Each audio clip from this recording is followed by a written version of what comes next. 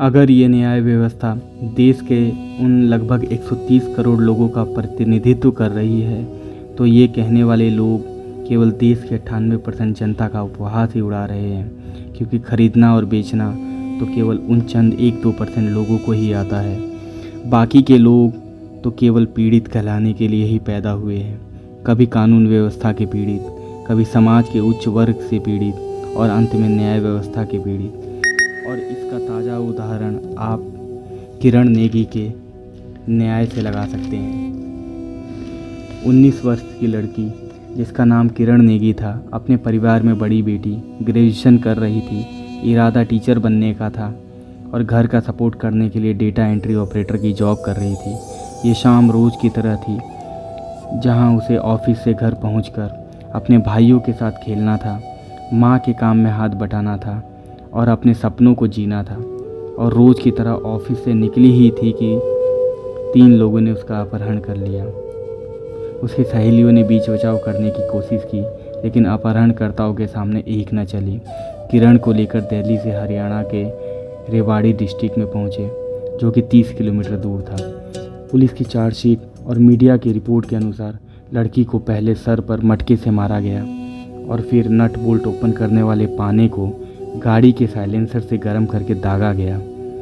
उसके बाद भी इन लोगों का मन नहीं भरा, उसका रेप किया और फिर शराब की बोतल फोड़कर उसके प्राइवेट पार्ट में डाल दिया।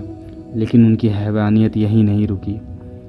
स्क्रू ड्राइवर को गर्म करके लड़की की आंख फोड़ी गई, फिर तेजाब को आंखों और चेहरे पर डालकर वहीं मरने के लिए छोड़ दिया। और घर पर बाट देख रही माँ को, जिसे अपनी बेटी की फिक्र हो रही थी, उसे मिली बेटी की निर्मम हत्या और रेप की खबर। पुलिस ने इसमें 3 आरोपियों को गिरफ्तार किया। लोअर कोर्ट ने इसमें फांसी की सज़ा सुनाई। हाई कोर्ट ने भी सज़ा को बरकरार रखा। लेकिन लाचारी और अभाव में रहती किरण की माँ महेश्वरी देवी का संघर्ष यहीं ख़त्म नहीं हुआ। अभी उन्हें सुप्रीम कोर्ट में लड़ाई लड़नी बची थी। ऐसा नहीं है कि सुप्रीम कोर्ट में न्याय फ्री में मिलता है। वकील की हाई फीस, दुनिया भर के पेपर वर्क और फिर उन्हीं गवाहों और सबूतों की पेशी, जिन्हें आरोपी पक्ष या तो झूठा कहकर नकार देता है या अपने दलीलों के जरिए मैनिपुलेट कर देता है। एक तो घर में इतना बड़ा हादसा, बदहवास परिवार, बिना किसी आय के कोर्ट में इतना अधिक खर्च वहन करना, ऊपर से गवाहों को लाने ले जाने का खर्च, उनके खाने पीने का खर्च, अपने खाने पीने का खर्च, और इसके बाद भी बेबस निगाहें कि शायद जज साहब भावनाओं और थक चुकी आंखों को एक बार देखेंगे। इसमें पीड़ित परिवार का क्या दोष, जो इतना संघर्ष सिर्फ न्याय पाने के लिए, जिसके बाद भी न बेटी मिलेगी न दर्द कम होगा। अकेलापन और बेटी के न रहने का दर्द सारी ज़िंदगी धीमे धीमे टिसता रहेगा। और ऊपर से जब 12 साल के संघर्ष के बाद कोर्ट यह कह दे कि आरोपी बरी किए जा रहे हैं, तो ऐसे में उम्मीद कहाँ तक की जाएगी। ऐसे में महेश्वरी देवी का ये कहना कि अब किसी पर भरोसा नहीं रहा, तो ये प्रासंगिक ही लगता है। और कुल मिलाकर न उनकी बेटी मरी, न उनका रेप हुआ, न प्राइवेट पार्ट्स में कांच की बोतल के टुकड़े मिले, न आँखों में और चेहरे पर तेजाब डाला। और अगर आरोपी ये नहीं तो कोई नहीं तो कौन। सीधा सीधा आज की हमारी न्याय व्यवस्था हमारे अंतःकरण को झकझोर रही है, जहाँ बिना वकील के फरियादी की बात तक नहीं सुनी जाती, जहाँ आए दिन रोज़ न्याय खरीदे और बेचे जाते हैं। कभी वकील बिकता है, कभी जज बिकता है, कभी पीड़ित ही न्याय न मिलता देख समझौता कर खरीद लिया जाता है, और सही मायनों में कहें तो स्वयं न्याय ही बिक रहा है। और इसका सीधा अंदाज़ा आप 20-30 साल से चले आ रहे मुकदमों की धूल खाती फाइलों से लगा सकते हैं। इस व्यवस्था में जज साहब सबकी जवाबदेही तय करते हैं और स्वयं न्यायमूर्ति बने बैठे ये लोग सत्याओं की इतनी असीम शक्तियाँ होते हुए अपने को सबूतों और गवाहों तक ही सीमित कर बेबसी और लाचारी की काली पट्टी आंखों पर बांध लेते हैं।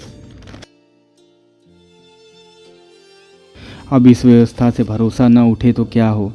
ऐसा लगता है पूरी न्याय व्यवस्था सिर्फ शोषित वर्ग का और शोषण करने के लिए ही बनी है।